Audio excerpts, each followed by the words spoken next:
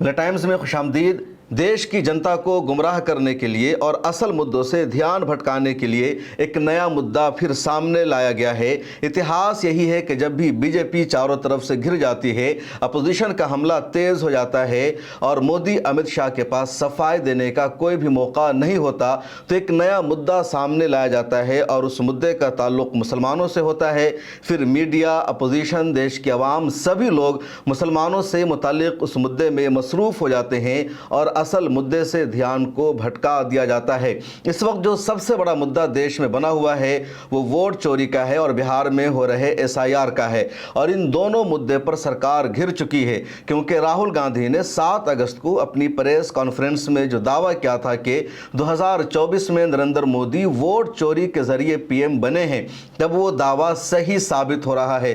खुद गोदी मीडिया के जरिए भी फैक्ट चेक करके बताया जा रहा है कि राहुल गांधी ने जो कुछ बताया था कि एक पता पर 80-80 वोटर्स मौजूद हैं, या एक ही वोटर का कई जगह नाम है, या फिर जो 60 साल 70 साल के लोग हैं उनके लिए फॉर्म 6 का यूज़ किया गया है, डुप्लीकेट वोटर्स बनाए गए हैं, तो ये सारी बातें अब सच साबित हो रही है। और इलेक्शन कमीशन ऑफ इंडिया चारों तरफ से घिर चुका है।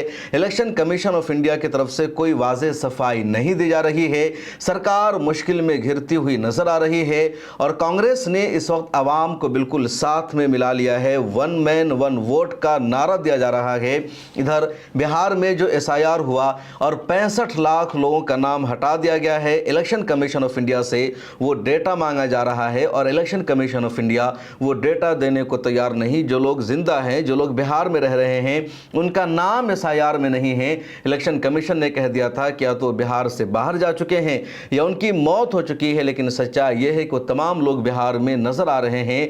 ऐसे में बीजेपी के पास यही एक रास्ता बचा था कि मीडिया की तवज्जो कहीं और मबजूल कराई जाए, जो देश के अवाम है उसको किसी और चीज़ में उलझाया जाए।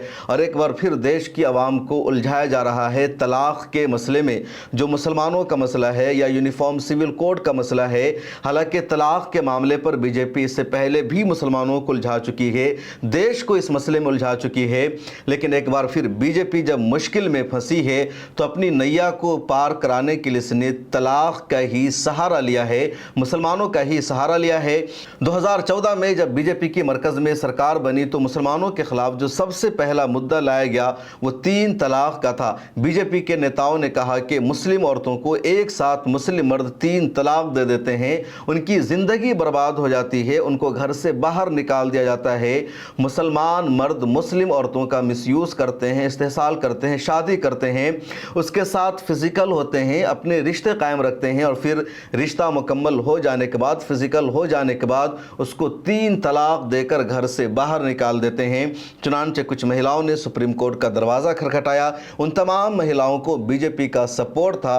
उसके बाद सुप्रीम कोर्ट ऑफ इंडिया का फैसला आता है कि 3 तलाक कल अदम है। अगर किसी मुसलमान मर्द ने अपनी बीवी को 3 तलाक दिया तो वो तलाक वाक़ई नहीं होगी। और सुप्रीम कोर्ट का फैसला आते ही बीजेपी ने पार्लियामेंट से कानून बना दिया 3 तलाक के खिलाफ, 3 तलाक को क्रिमिनल इशू बना दिया और कहा कि अगर कोई मुसलमान मर्द अपनी वाइफ को 3 तलाक देता है तो उसको जेल जाना होगा, क्रिमिनल एक्ट के तहत उसके खिलाफ कार्रवाई होगी।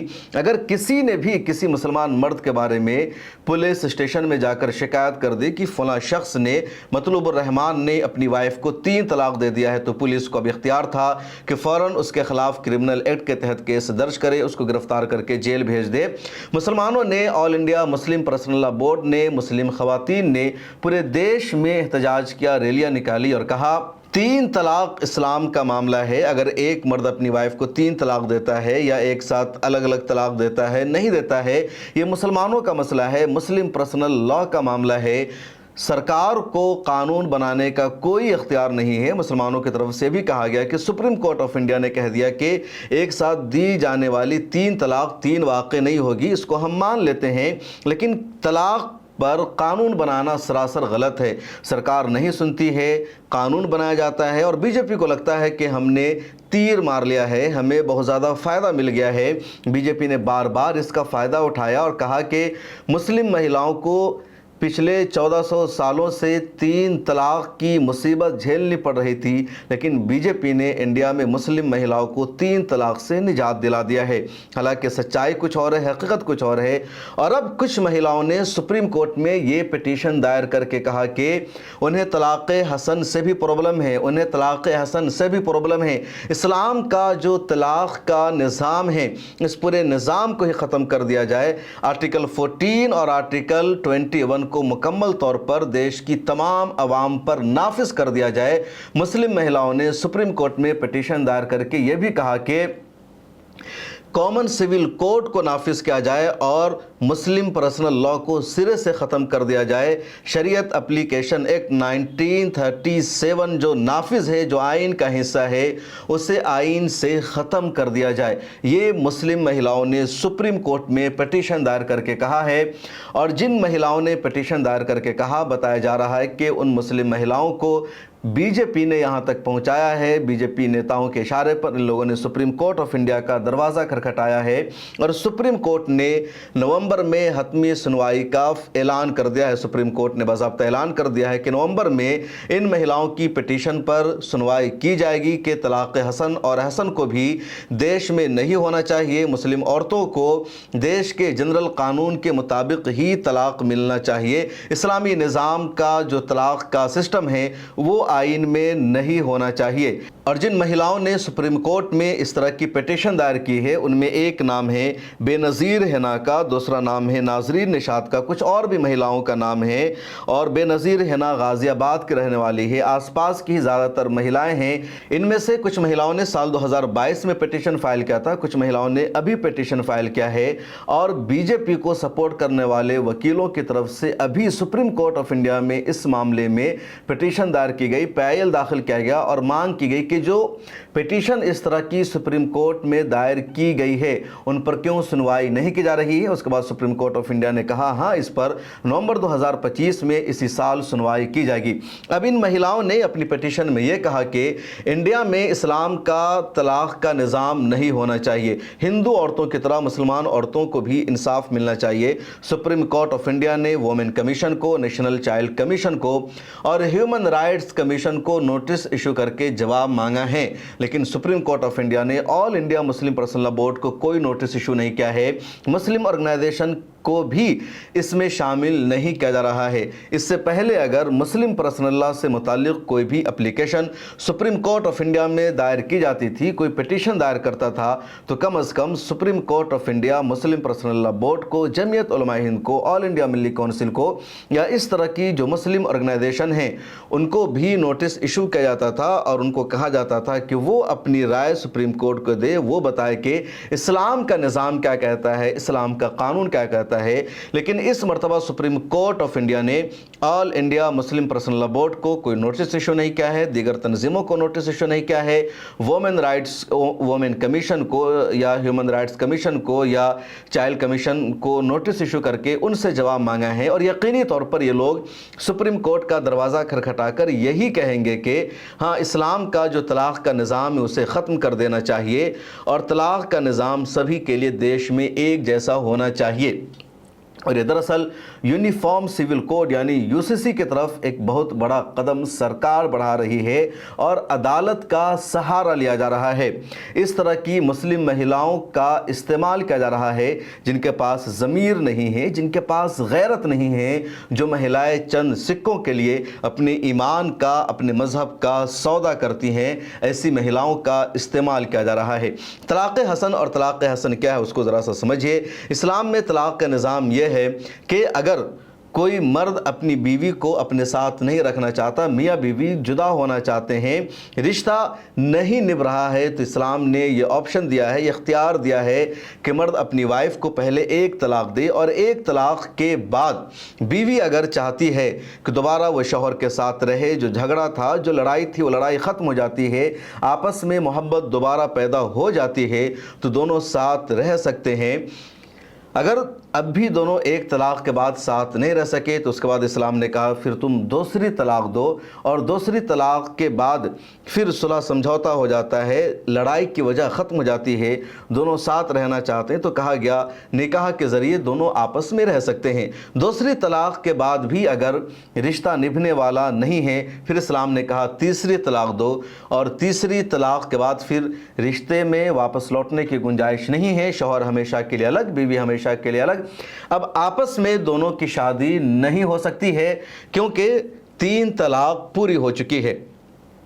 اب اسی میں کچھ لوگ ایک ساتھ 3 طلاق دیتے تھے، کسی نے یعنی 3 عدت میں 3 طلاق دیا، بعض مرتبہ کئی لوگ ایک عدت میں 3 طلاق دیتے ہیں۔ اب اس میں فقہ کا اختلاف رہا، زیادہ تر فقہی مسائل میں یہی رہا کہ ایک ساتھ بھی اگر کسی نے 3 طلاق دے دیا تو 3 طلاق واقع ہو جائے گی اور اس کے بعد رشتہ آپس میں ختم ہو جائے گا، شادی کی کوئی گنجائش نہیں بچے گی۔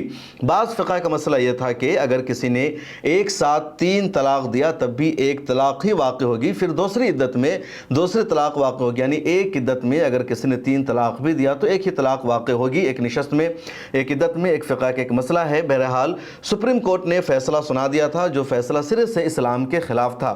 اب جو طلاق حسن ہے اس پر بھی سوال اٹھایا جا رہا ہے، اس کو سپریم کورٹ آف انڈیا میں چیلنج کیا گیا، جبکہ سچائی یہ ہے کہ اسلام کی یہ خوبصورتی ہے کیونکہ اسلام نے مانا کہ یہ جو طلاق ہے یہ میاں اور بیوی کے درمیان کانٹریکٹ ہے۔ میاں اور بیوی الگ سماج سے تعلق رکھتے ہیں، الگ نسل سے تعلق رکھتے ہیں، اس کے باوجود دونوں میں محبت ہوتی ہے، شادی ہوتی ہے، ساتھ رہتے ہیں اور چاہے تو دونوں الگ بھی ہو سکتے ہیں۔ دوسرے دھرموں میں ایسا نہیں ہے۔ ہندو دھرم میں میرج کو کانٹریکٹ کا درجہ حاصل نہیں ہے، بلکہ ہندو دھرم میں کہا جاتا ہے جو میرج ہے، شادی ہے، وہ جنم جنم کا ساتھ ہے۔ تو ہندو دھرم میں شادی ہو جانے کے بعد میاں بیوی آپس میں جدا نہیں ہو سکتے، ان کو ساتھ رہنا ہی پڑے گا۔ بلکہ ہندو دھرم میں پہلے یہ بھی تھا کہ اگر شوہر کی موت ہو جاتی ہے تو اس کی وائف کو بھی شوہر کی چتا کے ساتھ جلا دیا جاتا تھا۔ پھر بعد میں یہ تھا کہ بیوی کہیں اور شادی نہیں کر سکتی ہے۔ پنڈت جواہر لال نہرو نے ہندو قانون میں کئی ساری اصلاحات کی، انہوں نے کئی سارے ریفارم کیے، ان کی مخالفت بھی ہوئی، لیکن اب جو ہندو مذہب میں کچھ ریفارم پایا جاتا ہے وہ پنڈت جواہر لال نہرو کی دین ہے، اور اسی کو سامنے رکھتے ہوئے پی ایم مودی نے 3 طلاق کے خلاف بھی قانون بنا دیا کہ ہندوؤں کو یہ میسج جائے کہ دیکھو پنڈت جواہر لال نہرو نے ہندو یونیفارم میں ریفارم کیا تھا تو ہم نے مسلم یونیفارم کے درمیان ریفارم کر دیا ہے، ہم نے بدلہ لے لیا ہے۔ لیکن اب طلاق حسن اور احسن پر بھی بات سامنے آ گئی ہے۔ اب دیکھنا یہ ہے کہ آل انڈیا مسلم پرسنل لا بورڈ کا ریئیکشن کیا ہوتا ہے، آل انڈیا مسلم پرسنل لا بورڈ کا اگلا قدم کیا ہوگا، ملی تنظیموں کا اگلا قدم ہوگا۔ وقف امینڈمنٹ ایکٹ کا جو معاملہ ہے ابھی اس پر کوئی فیصلہ سپریم کورٹ آف انڈیا کا نہیں آ سکا ہے۔ مسلمانوں میں پریشانی اور تذبذب برقرار ہے۔ اتراکھنڈ میں پہلے سے ہی یونیفارم سول کوڈ کو نافذ کیا جا چکا ہے جس کی لگاتار وہاں کے مسلمانوں نے مخالفت کی۔ وہاں شادی کا رجسٹریشن لازمی قرار دیا گیا تھا، اس کے علاوہ وہاں اسلام کے طلاق کے نظام کو ختم کیا جا چکا ہے، عدالت کے ذریعے ہی طلاق ہوگی، اور اب پورے دیش میں عدالت کے ذریعے طلاق کی بات چیت کی جا رہی ہے، اور اسلام کے مکمل طلاق کے نظام کو ختم کرنے کا ان مہیلاؤں نے مطالبہ کیا ہے۔ اب نومبر میں سپریم کورٹ آف انڈیا میں سماعت کس طرح ہوگی، کون لوگ فریق بنیں گے، یہ بہت زیادہ اہم ہوگا، لیکن مسلمانوں کے خلاف ایک اور نیا مدعا سامنے لا دیا گیا ہے، اور اصل مدعوں پر دیش میں بحث نہ ہو، یہ سرکار کی اصل منشا ہے۔ اس ویڈیو میں اتنا ہی، آگے آپ سے گزارش ہے ملت ٹائمز کی ممبرشپ لے لیجئے، اس ویڈیو کو دیکھیے اور اس پر عمل کیجئے۔ ملت ٹائمز آپ کے لیے لے کر آیا ہے سبسکرپشن پروگرام۔ ڈسکرپشن میں موجود لنک پر کلک کریں یا یہاں دیا گیا QR کوڈ اسکین کریں، جس کے بعد ایک پیج کھلے گا جہاں آپ 99 روپے کا یا کوئی دوسرا پلان چن سکتے ہیں۔ پھر سبسکرائب ناؤ پر کلک کریں، اس کے بعد اپنا ای میل، فون نمبر اور نام درج کریں اور پروسیڈ پر جائیں۔ ایک نیا پیج کھلے گا جہاں آپ کو اپنا UPI ID ڈالنا ہے۔ پھر فون پے، گوگل پے یا پے TM پر جائیں اور وہاں جو نوٹیفیکیشن آیا ہے اس کو اوکے کر دیں۔ بس آپ بن جائیں گے ملت ٹائمز کے سبسکرائبر اور خصوصی ممبر۔